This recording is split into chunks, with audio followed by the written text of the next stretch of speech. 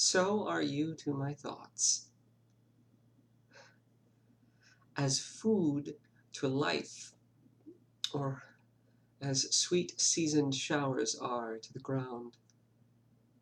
And for the peace of you, I hold such strife as twixt a miser and his wealth is found now, proud as an enjoyer, and anon, doubting the filching age will steal his treasure now, counting best to be with you alone, then bettered that the world may see my pleasure. Sometime, all full with feasting on your sight, and by, clean starved for a look, possessing or pursuing no delight save what is had or must from you be took. Thus do I pine and surfeit day by day, or gluttoning on all, or all away. Sonnet 75. It's been like over a month since I did one of these. I'm happy to be doing these again. These are, I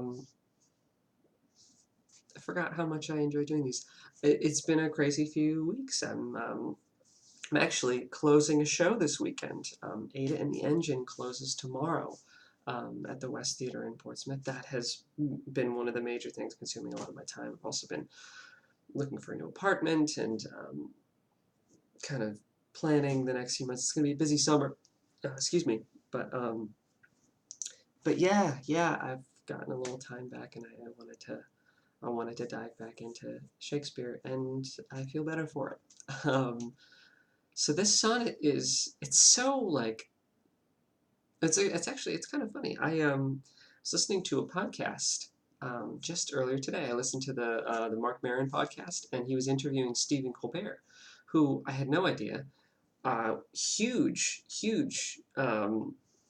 like fan of Shakespeare, and was talking about sonnets and um,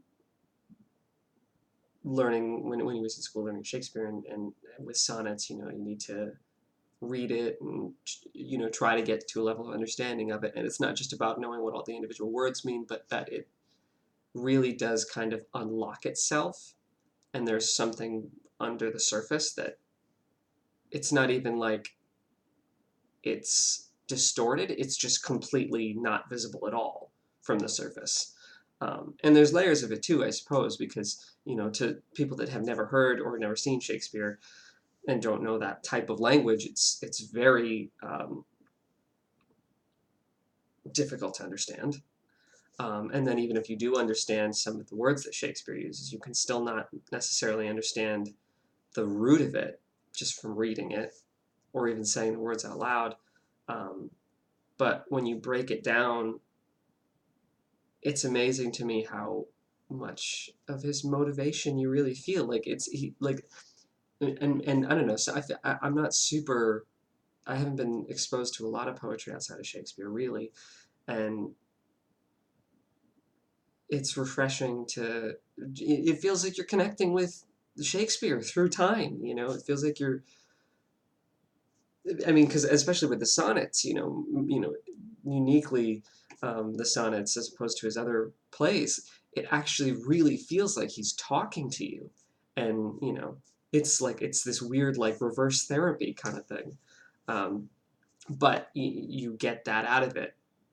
It's therapeutic, even though the point of view is almost like that you are his therapist. He is the one telling you all these plights and dilemmas and struggles. It's therapeutic as the reader because the things he writes about are so universal. And this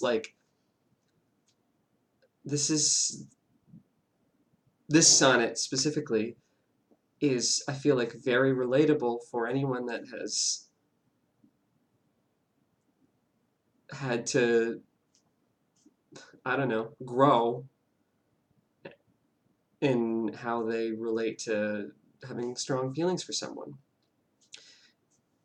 you know, and I associate it more with like when you're really young and you don't really know what it means to be a good partner, or that to really love in a meaningful way, you need to have your own shit taken care of. You can't just define your existence on something else. And that's what this sonnet is all about, is that like, and it's almost more heartbreaking for it in a way that isn't present in all of Shakespeare's sonnets, where he's kind of like had a revelation like, oh my God, how did I get here? You know, how did I reach the point where it's not even about being happy with this person that he loves, because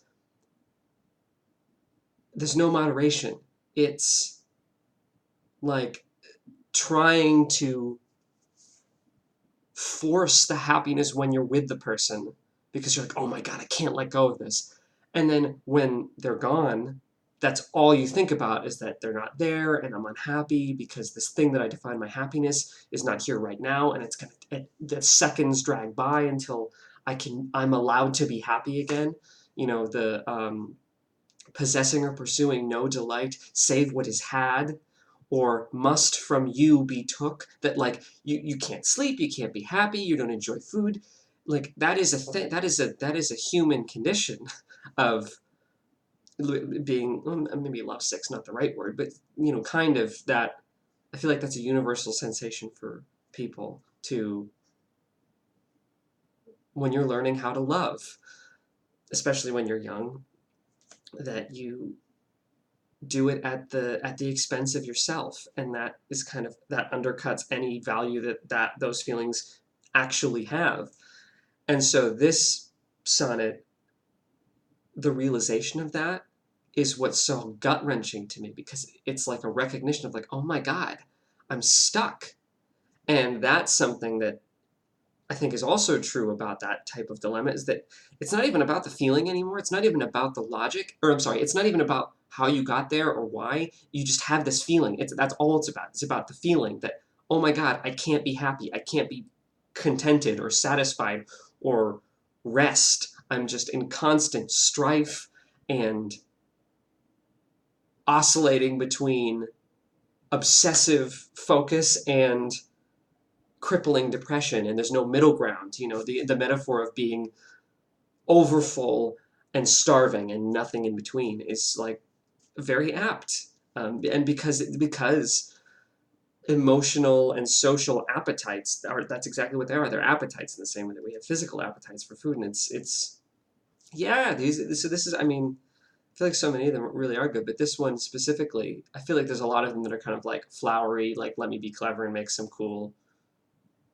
you know, metaphors. But this one, the way it reads, there's like falling endings at the end of a bunch of lines. There's a bunch of repetition. It like speeds up and slows down. It's so natural. It's like a stream of consciousness. This is what I'm feeling, and I'm processing my unhappiness, and I can't escape it. um, so yeah, so a lot of meat to this sonnet. This is a really fun one to work on. Yeah, if you live in the anywhere near the seacoast area in Portsmouth, we have one show. We're sold out tonight for 8 in the Engine. We have one more show tomorrow, and then we close. So yeah, I, I, it's a great show. I'm really proud to be a part of it, and yeah, so it's gonna be a long day tomorrow taking the set apart, but yeah, I'm glad I did this, and hopefully I'll be back into a more regular habit of the Shakespeares. So thank you for watching.